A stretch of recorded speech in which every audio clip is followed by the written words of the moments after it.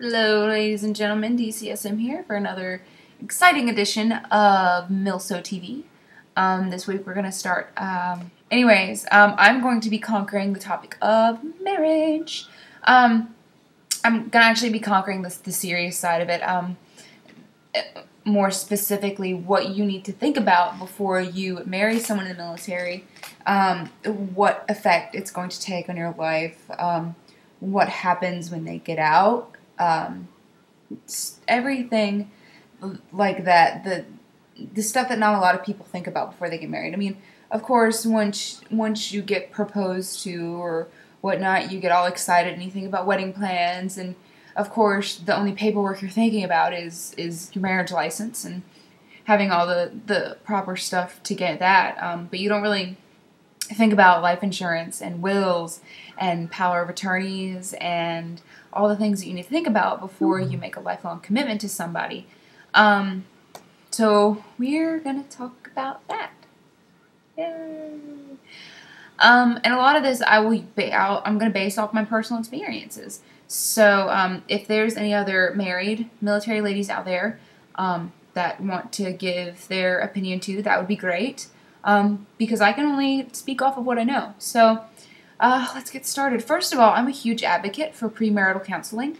A lot of churches will not marry a couple unless they have a counseling session with the clergy who's going to marry them.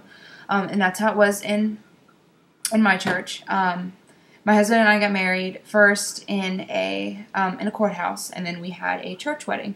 But before we did that, we had a counseling session with the pastor that I grew up with, pretty much. This pastor of the church that I went to and grew up in. And I mean that it's a really good thing whether you're a happy, amazing couple that's never had any fights, or you fight a lot. Premarital counseling, all that does is gives you the tools you need to make adult decisions. A lot of people don't know how to argue. And that's a big thing. Like, there's a right way and a wrong way to argue. Like, I'm an introvert. That's my personality type. That's the way that I think. I tend to hold a lot of things in. When my husband and I argue, the way that we argue, I will be the one that I'm obviously visibly upset about something, but it's hard for me to come out and say exactly what I'm upset about because I'm trying to articulate it in my head exactly how I feel and to go ahead and process through everything that I need to process through. And that takes a little while. That usually takes about an hour. So my husband, on the other hand, is an extrovert, and in the way that he argues, he comes right out with it and is very emotional when he argues. So it's about compromise and being able to figure out where the other person is coming from without taking offense to it, and a lot of people can't do that. I'm so tired. Anyways, a lot of people don't know how to do that. So it gives you good tips on that. It gives you tips on how to balance a marriage. You know, honestly, love isn't enough to keep a marriage together. I love. All you need is love, but it's not. If marriages could run off love, then there would be no such thing as divorce. Marriage takes work. Marriage is not easy all the time. In fact, it's wonderful and it's amazing to be married, but it's very hard. It takes effort. It takes communication that sometimes is uncomfortable communication, but it has to be done. It takes a little bit of push and pull from both sides. It takes a commitment. It takes a lot of things that a lot of people don't really think about. And my husband and I lived together for a few years before we got married, and that's also another thing I'm kind of an advocate for. We've been together for almost 6 years now. Oh, God, that's so long. Damn. I don't think about this that often. Anyways, we dated for quite a while, and then we moved in together, and we lived together, which is good. It's different. when you're just dating someone, and of course we started dating well after I had moved out of my parents' house, so it's kind of hard for me to relate to the military girlfriends who still live with parents, or who aren't on their own yet, and have never been on their own. Before you get in any kind of relationship, you need to see what kind of person you are, independently of people taking care of you. You have to be able to explore yourself and explore your characteristics as... Jane Murray wants you. Answer. Sorry, that's my mom Skyping me. Okay. Anyways, you have to figure out what kind of person you are before you can dive into a relationship and be intimate with another person. If that makes any sense at all. Like, I'm really trying to explain this in a way that it makes sense, but I don't think it does. Anyways, so it's really different being in a relationship with someone and still living at home, and being in a relationship with someone and living on your own, or being in a relationship and living with them, or being married. Like, all of those levels of relationships have so many different feelings and stuff like that. So anyways, back to what I was saying. We lived together for a few years before we decided to get married, so we knew how we reacted together as a couple that cohabitates. So there are a lot of stuff that married couples deal with in their first couple years we had already been through. We actually had our son before we got married, but that was due to complications, and I guess I'll go ahead and tell that story. My husband was married before. Ex-wives are also another thing that are not fun to deal with. They suck, actually, especially if they're not nice and you don't get along with them, or if they don't get along with you, because I tried. Anyways, his ex-wife and him got a divorce, and they had been legally separated for 5 years. My husband and I have only been married for 2 years, and this is why. They were legally separated. The military doesn't see legal separation as a valid being single, whereas we have documentation that says he has all of the rights of a single person, but the military doesn't work that way. It's a different set of standards.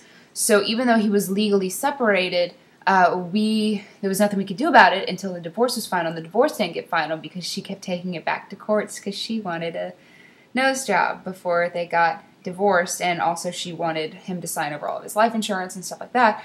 And I mean, it's just ridiculous stuff. So, and we had our son, and he actually got in trouble. He got NJP'd for an adulterous affair because we had our son after being together for 4 years. We met about a year after he and his wife got separated.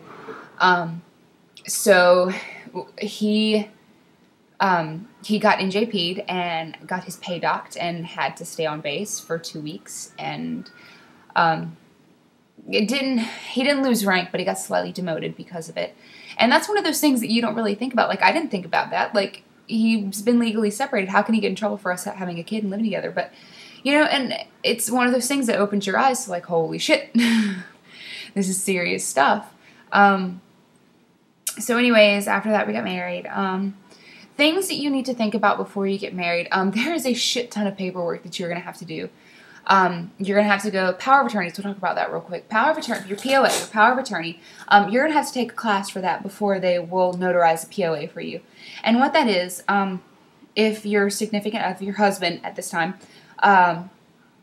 goes overseas and dies, you as his wife only have rights to things that your name is on. Joint bank accounts, joint car payments, house payments. But if your name isn't on any of those, you don't have any legal right to do anything about them. So you have to get a power of attorney that says if this person dies, then you're going to be taking over everything, the estate, the wills, and stuff like that.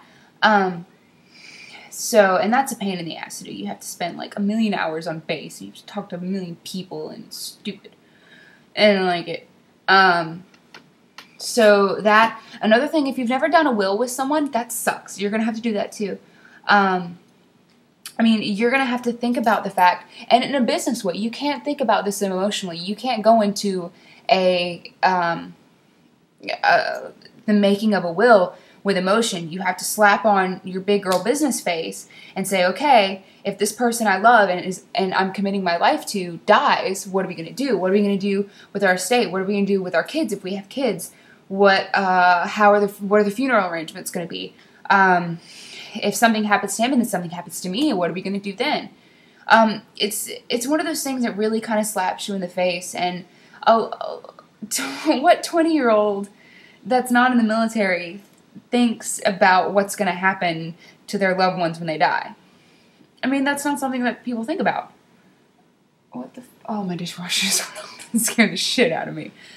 What else? Oh, a big thing.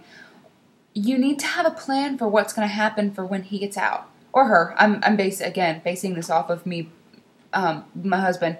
But you need to think about what's going to happen when your significant other gets out of the military.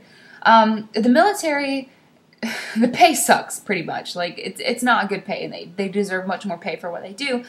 But it's a steady job, and it's financial security in the fact that you have a steady paycheck, and the benefits are actually pretty good, like medical benefits. They have a life insurance plan. They have a steady job to go to every day. If you live on base, you have base housing. If not, then you have money that they get extra for being married and having housing.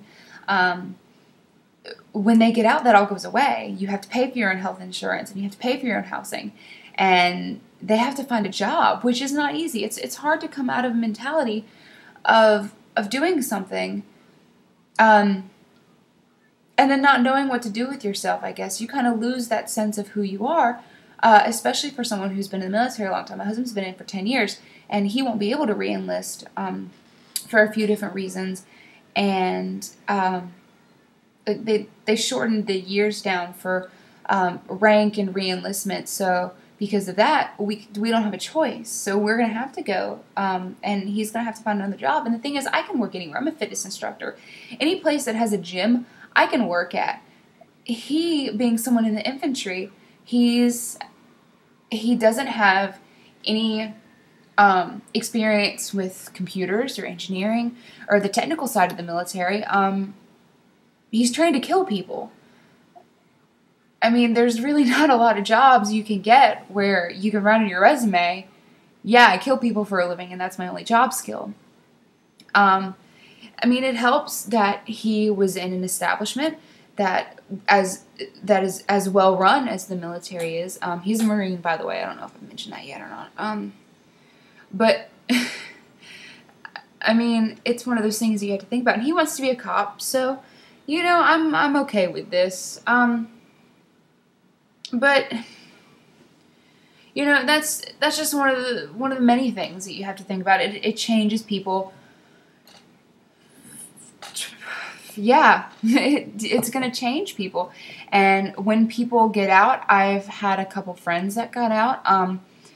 I guess you kind of go through, I wouldn't exactly call it a depression, but you go through something that, I mean, the band of people you've been with for X amount of years. Okay. Anyways, the sense of camaraderie is taken away. The sense of being something as powerful as a U.S. Marine, and although not always respected, it's still a job that's well known, and a lot of people look up to our military. Going from that to a regular job, I can imagine it's not easy. So things like that you'll have to deal with. You know, there are so many other things that you need to think about, but those are the biggest ones I can think about right now, and I kind of have it. Oh my God, my mom keeps texting me. I'm really sorry about that. I've just kind of covered a few things that I can think about now. I have a headache and I'm tired. So I'm sure my next week's video will be a little bit more entertaining than this. But I mean, we've got to talk about the serious stuff every now and then. A great week, and I will see you next week. Smooches.